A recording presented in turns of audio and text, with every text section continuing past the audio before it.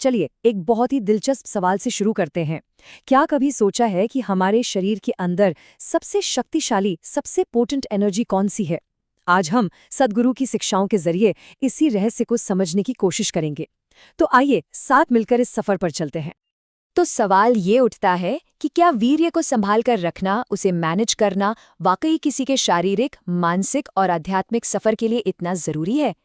ये एक ऐसा सवाल है जो योग और अध्यात्म के रास्ते पर चलने वाले बहुत से लोगों के मन में आता है, और इसका जवाब हमारे होने की एक बहुत गहरी समझ में छिपा हुआ है। देखिए, सबसे पहले तो ये समझना होगा कि वीर्य, जिसे सीमेन कहते हैं, वो कोई मामूली बॉडीली फ्लूइड नहीं है। ये हमारे फिजिकल एग्जिस्टेंस का, हमारे भौतिक अस्तित्व का बिल्कुल आधार है। चाहे पुरुष हो या स्त्री, हर किसी का अस्तित्व इसी मूल तत्व की वजह से है। मतलब जीवन को बनाने वाली जो चीज है, उसका आधा हिस्सा तो यही है। जरा सोचिए, हमारे शरीर में अरबों खैरबों सेल्स हैं, स्किन सेल्स, हेयर सेल्स, हर ऑर्गन के सेल्स, सब अपना अपना कमाल का काम कर रहे हैं। लेकिन उन सब में से एक सेल है, एक कोशिका है जो बाकी सबसे बिल्कुल अलग है। एक ऐसी कोशिका जिसमें एक पूरा का पूरा नया जीवन बनाने की अविश्वसनीय शक्ति है। अब ये जो बात है ना, ये बहुत कमाल की है। आज देखिए, साइंस ने इतनी तरक्की कर ली है कि शायद एक स्किन सेल, जिसे एपिथेलियल सेल कहते हैं, उसे लेकर लैब में किसी को क्लोन किया जा सकता है। तो पोटेंशियल तो वहां भी है। लेकिन एक वीर्य कोशिका का पोटेंशियल, उसकी डायनामिक्स, वो बिल्कुल अलग है। उसे किसी लैब की जरूरत नहीं, वो सीधे एक नया जीवन बना सकती है। ये नेचुरल कैपेबिलिटी का एक बहुत बड़ा फर्क है। और ये जो असाधारण क्षमता है, ये कोई सिर्फ कहने की बात नहीं है। हमारा शरीर इसे जानता है।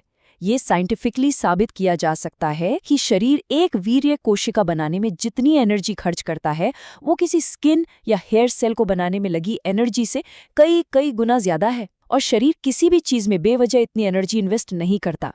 ये अपने आप में एक सबूत है कि इस पदार्थ में कितनी जबरदस्त शक्ति छिपी है। तो ये तो हुई बायोलॉजी की बात। लेकिन योग की दुनिया में इसे कैसे देखा जाता है?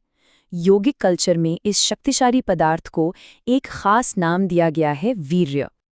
तो ये वीर्य है क्या? ये शब्द वज्र से भी जुड़ा है, और वज्र का मतलब है हीरा, जो दुनिया की सबसे कठोर चीज मानी जाती है। ये स्थिरता का प्रतीक है। तो योग में वीर्य को शरीर के भीतर एक हीरे की तरह देखा जाता है, यानी ये सबसे पोटेंट, सबसे शक्तिशाली चीजों में से एक है। और यहीं पर देखिए असली बात छिपी है। जैसा कि सद्गुरु कहते हैं, अगर कोई जानता है कि इसका उपयोग कैसे करना है। शक्ति का होना एक बात है, लेकिन उसे इस्तेमाल करने का हुनर होना, ये बिल्कुल दूसरी बात है। इसका इस्तेमाल संतान पैदा करने के लिए हो सकता है, जो इसका एक तरीका है, लेकिन इसे और भी ऊंचे स्तरों पर ट्रांसफॉर्म किया जा सकता है। अब इस ट्रांसफॉर्मेशन के सिद्धांत को समझने के लिए चलिए एक बहुत ही आसान सा उदाहरण लेते हैं। ये सूप बनाने की एनालॉजी इस जटिल आइडिया को बहुत सरलता से समझा देती है। अब जरा सोचिए, हम सब इंसान हैं तो एक ही मिट्टी के बने, है ना? हमारे अंदर वही बेसिक एलिमेंट्स है, वही बायोलॉजिकल प्रोसेसेस हैं। लेकिन फिर भी हर इंसान कितना अलग है। हर किसी की पर्सनालिटी, उसकी क्षमता, उसका जीवन का अनुभव, सब कुछ एकदम अनोखा होता है। ये बिल्कुल वैसा ही है जैसे मान लीजिए आपने दो शेफ को बिल्कुल सेम टू सेम सब्जियां, मसाले, सब कुछ दे दिया। क्या दोनों का सूप एक जैसा बनेगा? अरे बिल्कुल नहीं। एक शायद लाजवाब सूप बना दे और दूसरा शायद कुछ बेस्वाद सा। इंग्रेडिएंट्स तो वही थे, फर्क कहाँ आया? बनाने वाले के हुनर में, उसके कौशल में। और यही जो सिद्धांत है ना, ये सिर्फ वीर्य पर नहीं, ये जिंदगी की हर चीज पर लागू होता है। एक इंसान अपने शरीर और मन के हर डायमेंशन को बदल सकता है। इसे एक शानदार अनुभव बना सकता है, इसे औसत रख सकता है, या फिर इसे एक बड़ी समस्या भी बना सकता है।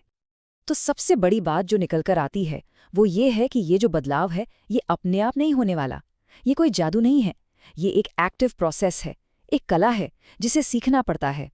सिर्फ बेहतरीन इंग्रेडिएंट्स होने से काम नहीं चलता, एक कुशल रसोइया भी बनना पड़ता है।